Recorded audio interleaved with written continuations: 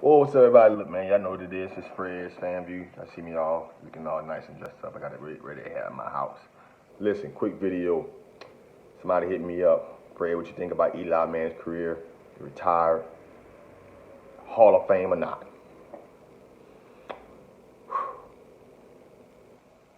This ain't a tough one, y'all. He will get in, but he shouldn't.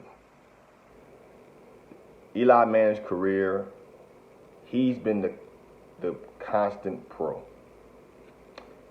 His team won 2 Super Bowls with him at quarterback, New York Giants, and it beat a historical team, which is the 2007 Patriots, the team that was undefeated in regular season, the team that was 18-0, and they broke that streak, winning that Super Bowl 17-14.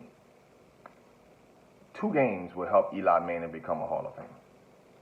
That Super Bowl and the other Super Bowl they beat the Patriots in when he threw the pass down the sideline of Mario Manningham. Those are the 2 games that will make Eli Manning a Hall of Famer, on top of the fact that he's 7th all-time in passing yards. Now, he should not go.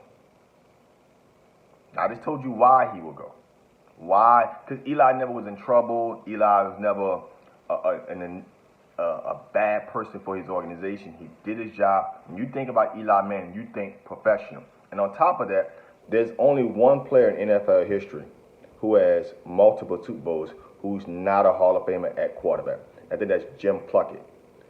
He's the only quarterback who has 2 Super Bowl rings as a starter and is not a Hall of Famer.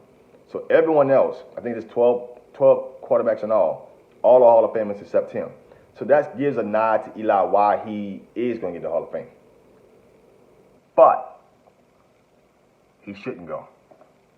And here's why.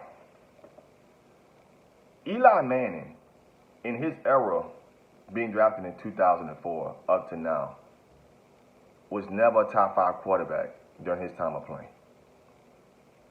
Never. Never. He played in an era with Drew Brees, Tom Brady, and his older brother Peyton. He was never better than those 3. He wasn't better than the 2 quarterbacks that got drafted in the same draft class as him, Roethlisberger or Phillip Rivers. Wasn't better. I didn't even mention the bad man in Green Bay, Aaron Rodgers. Okay? Let's think of a time when he was undoubtedly the best quarterback in the NFC East. Well, when he was playing originally, McNabb was better. Then when McNabb left, Vic was better. Then when Vic left, Romo was better. Eli Manning listen, he was a good quarterback. Solid. But nothing he did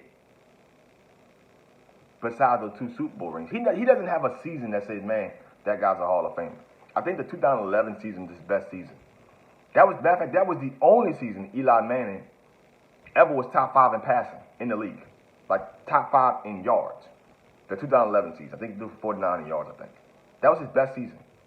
So you talk to me out of 15 seasons, his best season, 2011 season. And I think they capped it off with the Super Bowl. But that was his best season at the position. Every other season, well, 4,000 yards. This is the passing era. Kirk Cousins is throwing 4,000 yards every year.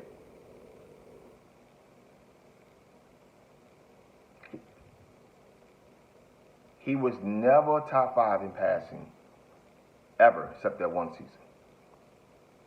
You can't think of a time when he was arguably the best quarterback of his division. I just told y'all, McNabb was better at the time. Then when Vic got there, Vic was better. Romo was better.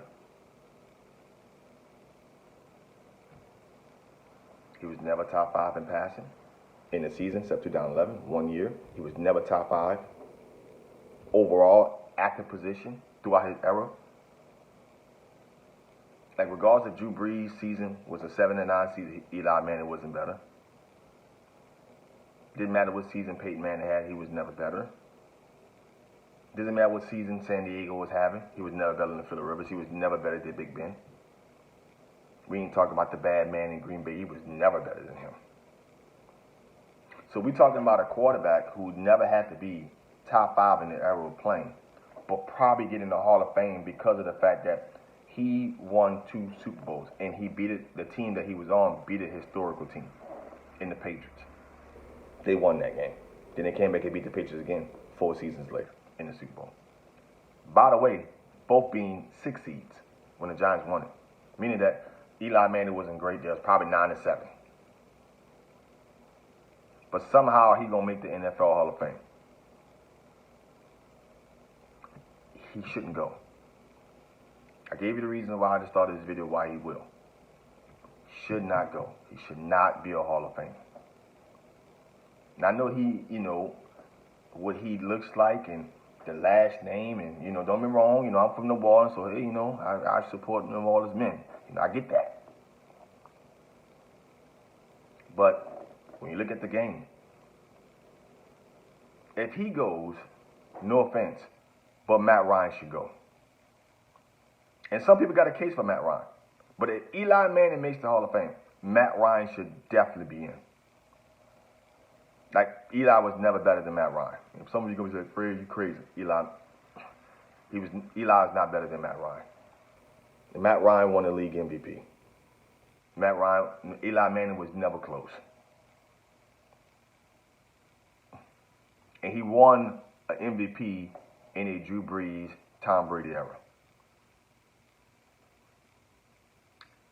Eli goes, Matt Ryan got to go. And that's when we start messing up the Hall of Fame. You see what I'm saying? Hall of Fame will get messed up. So it's one of these things where I appreciate his professionalism. I love the career he had. I'm happy for what he achieved, 2 Super Bowls. But when we start talking Hall of Fame is really for a selective class of players. And just my take, he's not a Hall of Fame.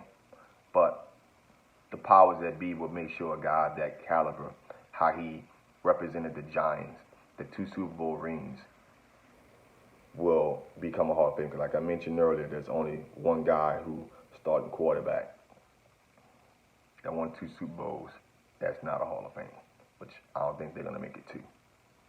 Starting with Eli Manning. So, leave your comments, man. Appreciate the video. Leave your comments down bottom, and see y'all next time.